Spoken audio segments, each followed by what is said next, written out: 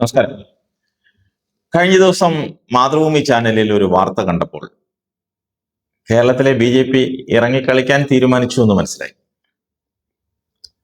എന്ന് വെച്ചാൽ സൗജന്യമായി ആർക്കും ഒന്നും ചെയ്തു തരില്ല, ഇങ്ങോട്ടുണ്ടെങ്കിൽ അങ്ങോട്ടുമുണ്ട്, ഇല്ലെങ്കിൽ വേണ്ട പോലും.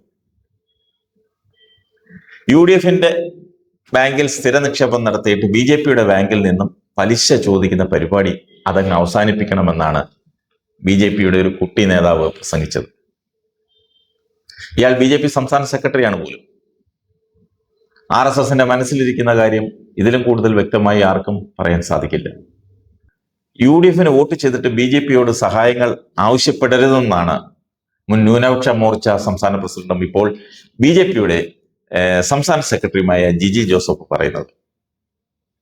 ഇത് മറ്റാരെയും കുറിച്ചല്ല, ഇവിടുത്തെ ക്രൈസ്തവർക്കും ക്രൈസ്തവ സഭാ പിതാക്കന്മാർക്കും നൽകിയ ഒരു മുന്നറിയിപ്പാണ്. കേരളത്തിലെ ചില കത്തോലിക്ക മെത്രാന്മാർ അമിത്ഷായെ കാണുന്നതിന് വേണ്ടി അങ്ങ് ഡൽഹിയിൽ കുടിൽ കെട്ടി താമസിക്കാൻ തുടങ്ങിയിട്ട് കുറച്ച് ദിവസങ്ങളായി.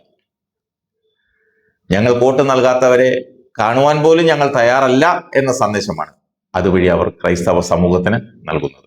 അമിത്ഷാ കത്തോലിക്ക നേതാക്കന്മാരോട് അത് നേരിട്ട് പറയാതെ സഹായികളെ ഉപയോഗിച്ച് മെത്രാന്മാരെ ബോധവൽക്കരിക്കാനുള്ള നീക്കമായിരിക്കും അതുവഴി നടത്തുന്നത്. ക്രൈസ്തവ സഭകൾ സൗജന്യമായ ഒരു കാര്യവും അവരോടൊന്നും ആവശ്യപ്പെടുന്നില്ലെന്ന് ഓർക്കണം.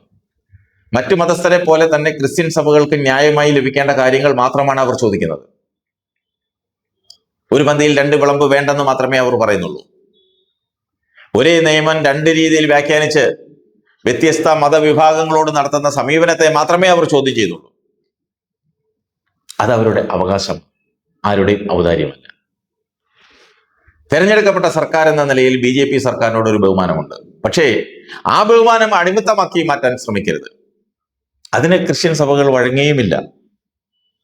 FCRA പോലുള്ള നിയമങ്ങൾ അത് ഭേദഗതി ചെയ്ത് ക്രൈസ്തവ സമൂഹത്തെ കൂച്ചുവിലങ്ങിട്ട് നിയന്ത്രിക്കാമെന്ന് ധരിക്കരുത്.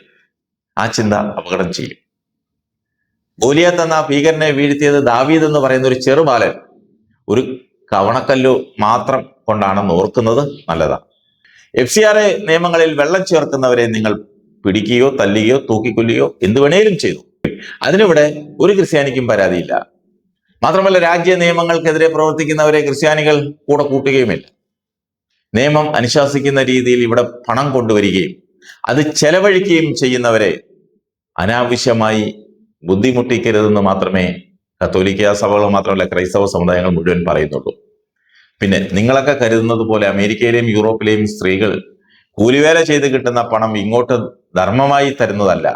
മറിച്ച് നമ്മുടെ നാട്ടുകാരായ കന്യാസ്ത്രീകളും വൈദികരും ഒക്കെ വിദേശത്ത് ചെന്ന് ജോലി ചെയ്യുമ്പോൾ അവർക്ക് ലഭിക്കുന്ന ശമ്പളം അവരുടെ നിയമപ്രകാരം സഭയ്ക്ക് അവകാശപ്പെട്ടതായതുകൊണ്ട് അവർ ഇങ്ങോട്ട് നൽകുന്നു. ഭൂരിപക്ഷം കേസുകളിലും ഇതാണ് സംഭവിക്കുന്നത്. വിദേശങ്ങളിൽ ജോലി ചെയ്യുന്ന വൈദികർക്കും കന്യാസ്ത്രീകൾക്കും സർക്കാർ നിശ്ചയിച്ചിരിക്കുന്ന ശമ്പളം ലഭിക്കുമെന്ന് പലർക്കും അറിയില്ല.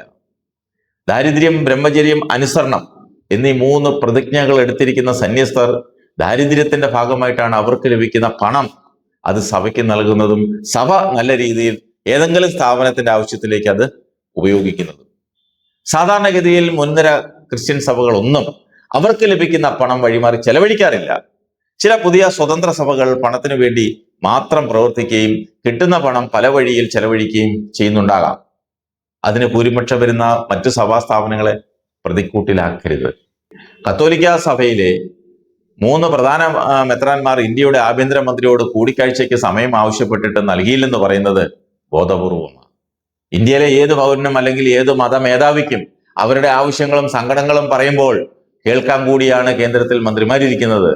അവർ മന്ത്രി എന്ന നിലയിൽ കൃത്യമായി പ്രവർത്തനം നടത്തുന്നില്ലെങ്കിൽ അത് സത്യപ്രതിജ്ഞാ ലംഘനവുമാണ്. ചരിത്രം പരിശോധിച്ചാൽ ഒരുപാട് മതപീഡനങ്ങളിൽപ്പെട്ട സഭയാണ് കത്തോലിക്ക സഭ. അതെല്ലാം മറികടന്നാണ് അവരിവിടം വരെ എത്തിയിരിക്കുന്നത്. അതുകൊണ്ട് തന്നെ സഭയെ കുറെ പീഡിപ്പിച്ചാൽ അവർ കൂടെ നിൽക്കുമെന്ന പോക്ഷത്തരം മാറ്റിവെക്കണം. അതുകൊണ്ട് ജിജി ജോസഫിന്റെ ഭീഷണി ഭാരതത്തിലെ ക്രിസ്ത്യാനികളോട് വേണ്ട, വേറെ പലരുടെ അടുത്ത് ചെലവാകുമെങ്കിൽ അത് നടക്കട്ടെ.